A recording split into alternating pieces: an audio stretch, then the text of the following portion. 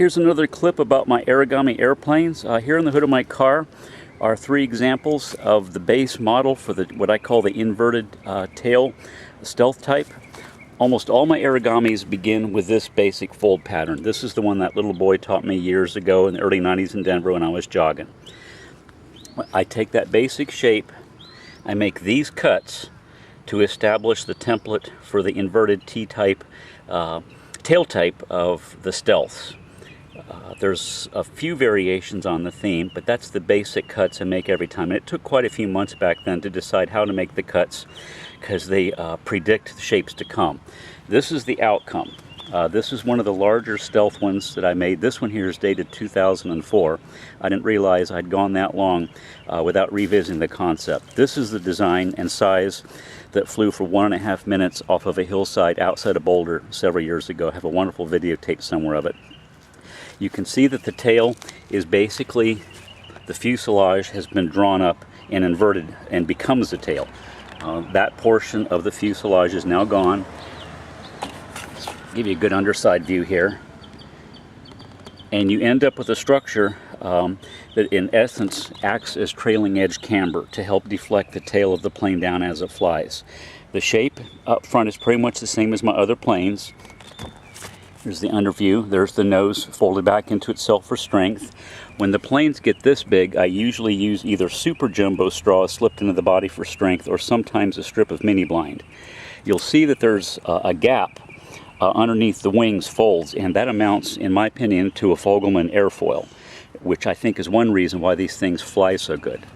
I've got horizontal stabilizers in back that each have their own control flaps. The main wings have a downward flap. I forget what the proper name is. I think aileron, and I rarely mess with those. Their purpose is to establish the airfoil curvature of the wing, which is also created by the downward fold up front here. And this big diagonal crease, let me put the plane back down. The big diagonal creases do three things. They make it look cool as all get out. They add a tremendous amount of strength, which was the original intent the year I thought of them. But by default, they create the basis for a true airfoil curvature to the wing. I think visually of all the different designs I came up with and kept, which is about 300, this is probably my favorite, and I've by far sold the most of these back then. People love the cool factor of how they look, and they're stunned to see just how well they fly. Let's see if I can give you a back view here.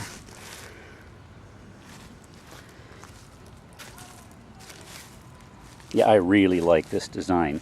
The creases in the wings I came up with initially also to add rigidity. I'd read an article that year in a car design magazine saying that the folds and creases we see in the hoods of cars aren't just for looks, they add strength to the metal so that when you raise the hood it just doesn't flop in your hand. And so I started playing around with how to add rigidity by adding creases.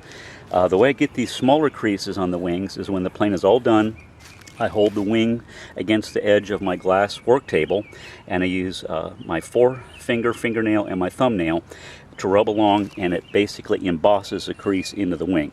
I like to add them partly for visuals because they look cool, but as you can see from the different angles, you can see how they act to deflect stress from one part of the plane to the next. This is the big Stealth type, inverted T type. I've made a few variations of. And I thought it'd be a good way to show how you can start with a really basic shape like that, progress to that, and with not that many additional folds, you can end up with what I think is a really cool looking paper airplane that just happens to fly like all get out. There'll be more to come. Bye-bye.